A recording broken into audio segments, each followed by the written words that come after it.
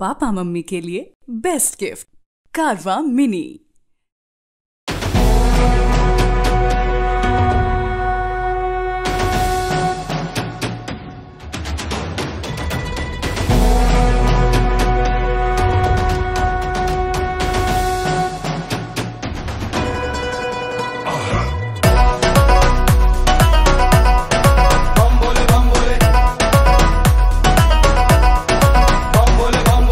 मन में जोगिया के जोक जगा के अजना चंग चिलम चढ़ के घूमता माथा लगे होई तमाशा ठीक कहिलो न भंगिया खिया।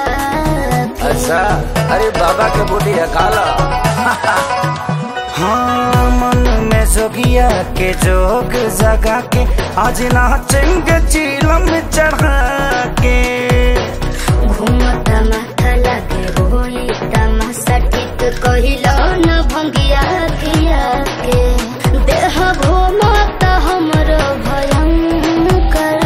ओ जय जय शिव शंकर काटा लगे न कंकर। ओ जय जय शिव शंकर काटा लगे न कंकर की प्याला तेरे नाम का पिया। मैं गिर जाऊंगी मैं मर जाऊंगी जो तूने मुझे थाम लिया ओ पिया।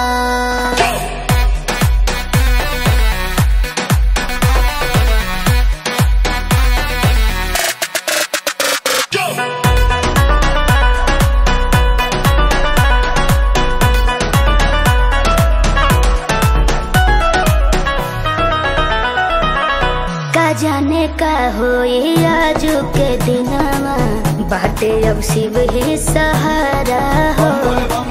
थिर के कदम बाटे गजबे उमंग में ऐसन करी हो ना फिर दोबारा हो।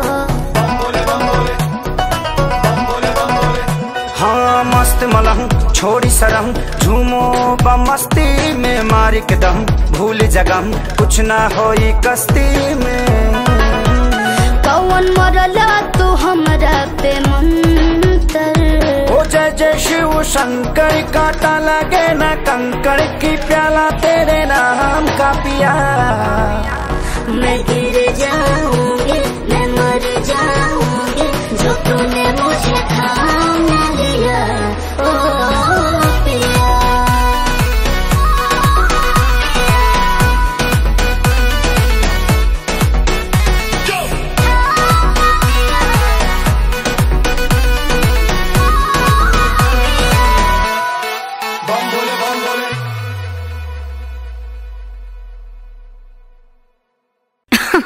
अरे पूरा इंडिया हिली बाबू, खाली तू देखत जा।